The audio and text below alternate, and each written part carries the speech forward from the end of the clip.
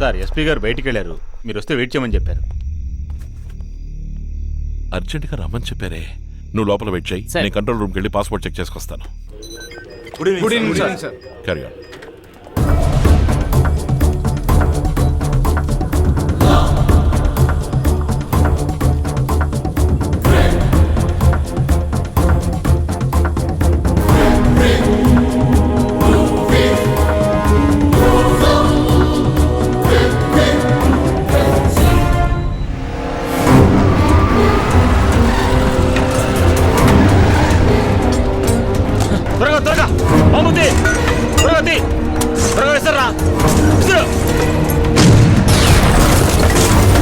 Sir అయితే ఇన్నాళ్ళు వీళ్ళు ఒక ఇంటర్నేషనల్ క్రిమినల్ తో లింక్ పెట్టుకున్నారంటే నమ్మశక్యం కావడం లేదు.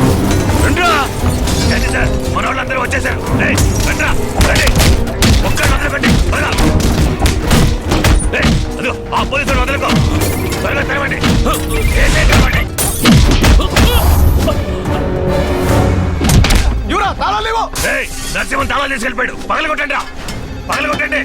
ఫోన్ రింగ్ అవుతుంది, ఎవరు తీయడం లేదు సార్.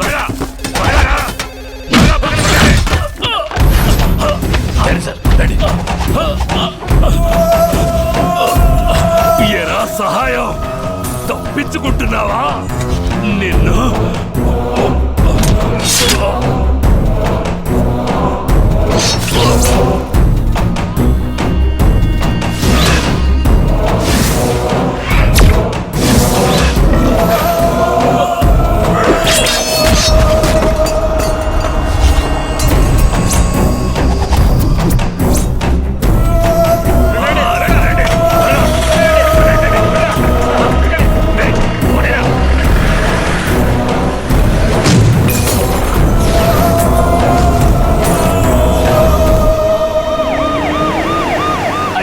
Station తగలబడిపోతుంది sir.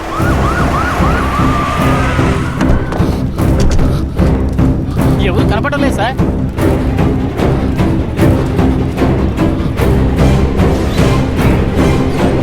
సహాయం మనుషులు సెల బద్దలు కొట్టి తప్పించుకు పారిపోయారు సార్.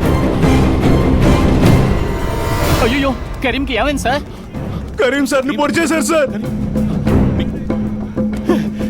అంబులెన్స్, అంబులెన్స్ పిలవండి.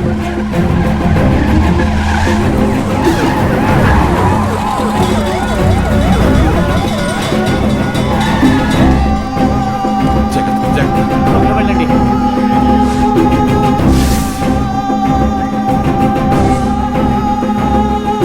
కాకినాడ డీఎస్పీ ఆఫీస్ మీద దుండగులు దాడి చేయడం వల్ల చాలా మంది పోలీస్ ఆఫీసర్లు గాయపడ్డారు. ముఖ్య నేరస్తులు తప్పించుకున్నట్టుగా సమాచారం. సార్ అర్జెంట్గా బోట్ తీయండి ప్లీజ్. ఇద్దరు క్రిమినల్ స్టేషన్ నుంచి తప్పించుకున్నారు, సముద్రంలోకి వెళ్ళే అవకాశం ఉంది. ఎస్పీ ఆర్డర్ లేకుండా బోట్ తీయడం ఇద్దరు తప్పించుకున్నారని చెప్తున్నాను. ఎస్పీ ఆర్డర్ తక్కువ ఆర్డర్ అని రూల్స్ పడతారు. We are central government officers. You are from state government. Get out from here. బుద్ధి లేకుండా మాట్లాడతారేంటయ్యా? అసలు మీకు బుర్రందా? మరిచేయండి మీరు. దామోదర్ సార్తో ఎవరైనా మాట్లాడిస్తున్నారు. టైం వేస్ట్ చేయకండి. అన్ని చెక్ పోస్ట్కి వెళ్ళండి. క్విక్ నిలకట్టావు. ఒక బోట్ కదలకూడదు. నీ టీంతో ఓడర వెళ్ళు. రామూర్తి ఉప్పారు వెళ్ళి సహాయంతో సంబంధం అందరినీ అరెస్ట్ చేయి. కోస్టల్ స్టేషన్స్ అన్నింటినీ అలర్ట్ చేయి. గులపురాలకు వెళ్ళు.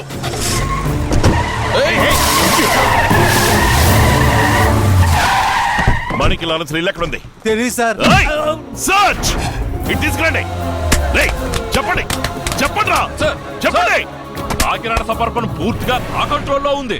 మీరు ఏదైనా యాక్షన్ తీసుకోవాలనుకుంటే ముందుగా నా పర్మిషన్ తీసుకోవాలి.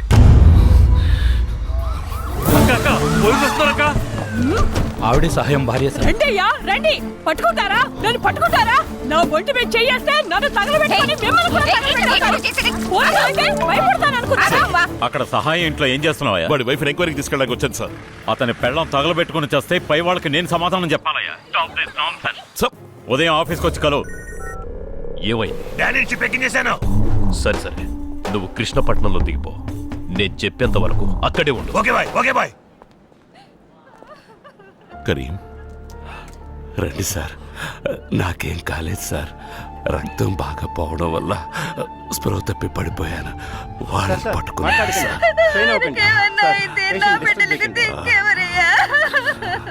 సార్ ఎంతమంది గాయపడ్డారు సార్? సార్ పోలీస్ స్టేషన్ బద్దలు కొట్టారటగా. పోలీసులకేం కాలేదు కదా సార్? సహాయంతో తప్పించుకున్న విదేశీయులు ఎవరు సార్? తెలీదు. Danny, are you safe? I'm safe, Dagraj, but not okay. I'm sorry. Sorry is not enough. Nobody has even had the guts to touch me, but he slapped me. Kill that police dog and tell me that you have buried him somewhere. Till then, I can't sleep. I'll do.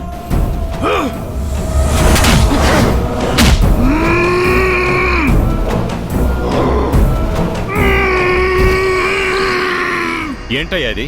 నిన్న రాత్రి total police energy waste చేసావు. City మొత్తం nuisance create చేసి public ని disturb చేసావు. I'm taking disciplinary action against you. నిన్ను 10 రోజులు suspend చేస్తున్నాను.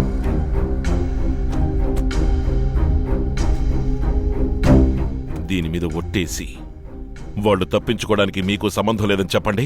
ఏంటయ్యా నువ్వు అనేది? నిన్న రాత్రి ఉచ్చపోసుకోవడానికి కూడా తీరిక లేకుండా 40 మంది పోలీసులు కుక్కల్లా సిటీ మొత్తం గాలిస్తూ తిరిగాం. ఏం జరిగింది, ఏమైంది అని ఒక్క మాట కూడా అడగలేదు. దెబ్బలు తగిలిన పోలీసులకి కన్ను పోయినా, కాలు పోయినా, ప్రాణం పోయినా, ఏం పోయినా వెంట్రుకతో సమానమని రాత్రి పార్టీ ఎంజాయ్ చేస్తే కూర్చున్నావు. మనిషి వాడువో. నరసింహం, ఎక్కువగా మాట్లాడుతున్నావు. సహాయం పెళ్ళం కిరసనాయలకి ఎత్తక ముందే వాసన పసిగట్టి నువ్వు నాకు ఫోన్ చేస్తావు. గొల్లపురం ఏరియాలో బండి ఆగడానికి ముందే పరిగెత్తుకుంటూ వచ్చి నన్ను పనిచేయకుండా నువ్వు అడ్డుపడతావు. ఏంటయ్యా, ఏం జరుగుతోంది ఇక్కడ? ఏ ఊరు మీ అందరిది? ఎవరో మీకు ఉద్యోగాలు ఇచ్చింది? నిన్న నువ్వు డిపార్ట్మెంట్ కి చేసిన ద్రోహానికి నా ఉద్యోగానికి రాజీనామా చేసి కాకినాడ టౌన్ లో నేను పరిగెత్తించి నడి రోడ్ల నరికి పారేసావాడిని. నువ్వు వేసుకున్న యూనిఫాము, ఈ సీటు మాత్రమే నిన్ను కాపాడుతున్నాయి. అన్సైడ్ గేమ్ ఆడతారా? ఓలిచ్చేస్తా.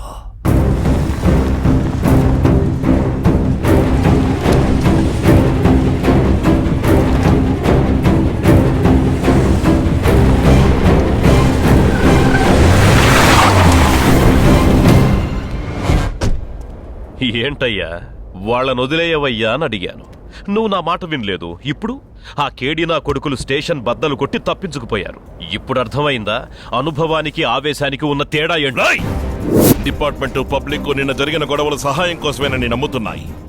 కానీ ఆ నాటకం ఇంటర్నేషనల్ క్రిమినల్, డ్రగ్ డీలర్, నీ కిలోల లెక్కన బ్రౌన్ షుగర్ సప్లై చేస్తున్నా డానీ కోసమేనని నాకు తెలుసురా.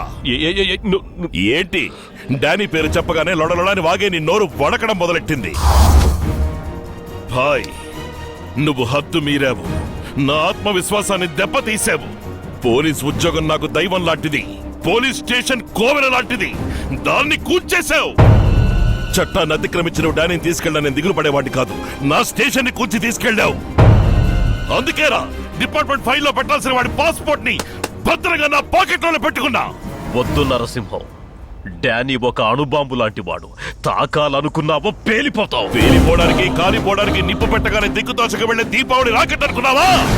ఊరు దాటి ఊరు, దేశం దాటి దేశం, ఖండం దాటి ఖండానికి ఎక్కుపెట్టిన దిక్కుకి దూసుకెళ్లే మిసైల్నిరా.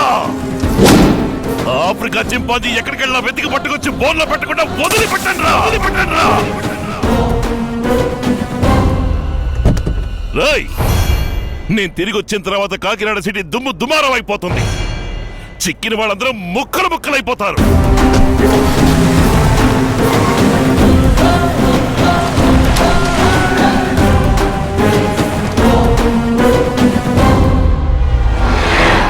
తప్పించుకున్నది international criminal డానియా.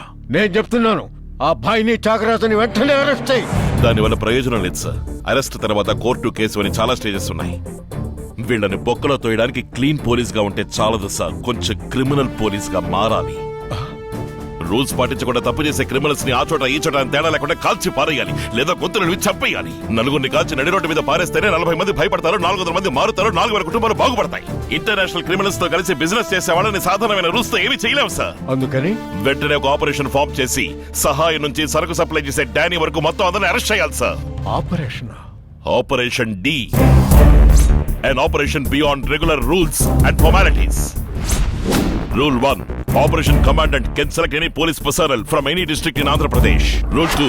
Operation Commandant will have the right to question any individual in any place, any time, in any manner. Rule 3. The mode of operation will not be disclosed and known only to the Commandant. Rule 4.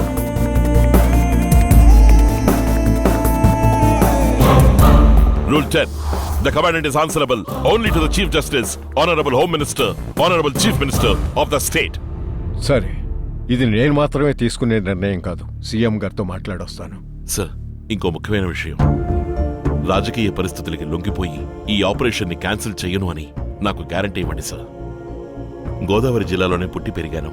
నా కుటుంబం, బంధుమిత్రులు ఇలా ఎందరో ఈ జిల్లాలోనే ఉంటున్నారు.